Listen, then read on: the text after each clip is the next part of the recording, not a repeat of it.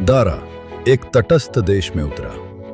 उसके हाथ में एक खत था, उसके अब्बू का। शांति दूत ने वो खत पढ़ा और उनकी आंखें भर आईं। एक बाप ने लिखा था, एक इंसान की तरह, नेता की तरह नहीं। दुनिया ने जारा को सुना। ग्लोबल अकॉर्ड का शांति पत्रकारिता पुरस्कार उसे मिला, उस कैमरे को जो जंग के बीच भी सच ढूंढता रहा। जारा ने कहा, जंग के बीच बही जो इंसानियत बची रही, वही सबसे बड़ी खबर है। हम उस खबर को दुनिया तक पहुंचाने के लिए बाए जिंदा हैं। वॉस ने वो तस्वीर देखी, एक सैनिक, एक बच्ची, एक रोटी।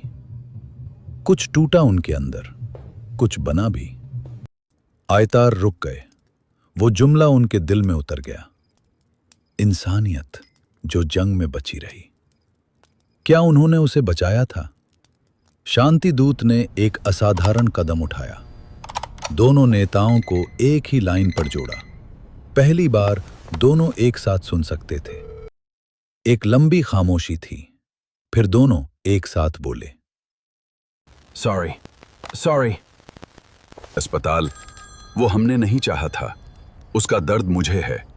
ये जंग बातें हम दोनों के हाथ से निकल गई थी। मैं भी थका हूं। कोई भी ये नहीं चाहता था, शायद कभी नहीं चाहा था। माफ, सॉरी। और पहली बार दोनों मुस्कुराए। इंसान थे आखिरकार दोनों। शांति दूत ने राहत की सांस ली। दो नेता इंसान बन रहे थे। उसने इसी पल के लिए सालों इंतजार किया था। 72 घंटे की युद्ध विराम, राहत सामग्री को रास्ता, एक छोटा कदम सही दिशा में और एक बड़ा फैसला दोनों के लिए। मोर्चे पर आदेश आया, युद्ध विराम। एक सैनिक ने आसमान देखा, शायद पहली बार खुलकर। नॉर्डलैंड के सैनिकों ने भी ऑर्डर सुना। कुछ रो पड़े खुशी से, कुछ चुप रहे। राहत इतनी बड़ी थी, शब्द छोटे पड़ गए। सीमाएं खुली, राहत के ट्रक अंदर आए। 10 दिन के बाद जरूरत का सामान उन तक पहुंचने वाला था।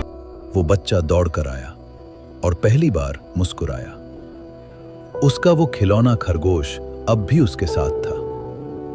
जारा ने कैमरा नीचे किया और बस मुस्कुराई। कभी कभी खबर की जरूरत नहीं होती, बस देखना होता है। उस रात दोनों सैनिक एक ही आसमान को देख रहे थे। दोनों को नहीं पता था दूसरा भी देख रहा है। एक टूटता तारा आसमान से गुजरा। दोनों ने देखा। किसी को मालूम नहीं था, दूसरे ने भी देखा।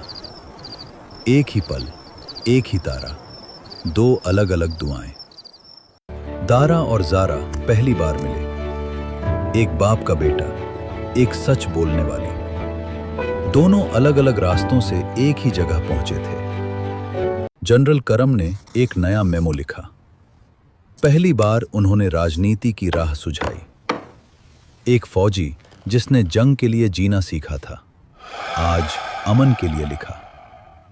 नॉर्डलैंड की खुफिया एजेंसी ने रिपोर्ट दी, महरिस्तान पीछे हट रहा है।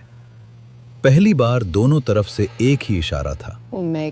एक परिवार को दवाई मिली, बच्ची की आंखें खुली।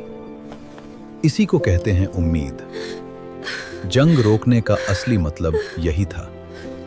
युद्ध विराम की सुबह पक्षी उड़े। दोनों मोर्चों के बीच एक फूल खिला।